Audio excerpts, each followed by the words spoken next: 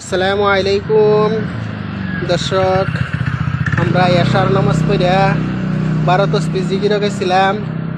জিকির করলাম, দোয়া করলাম, খাওয়া দাওয়া করলাম। ইনশাল্লাহ সব কিছু ভালো হয়েছে। আমরা এখন জিকির শেষ কইরা দাওয়াত খাইয়া বাড়িতে রওনা করলাম। ঈদের জন্য গেট বানাইছেন, গেটটা এখনো রয়েছে, সুন্দর লাগে।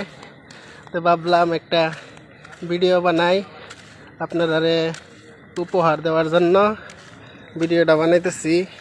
ভিডিওটা দেখবেন সবাই, কিরম লাগে সবই জানাইবেন।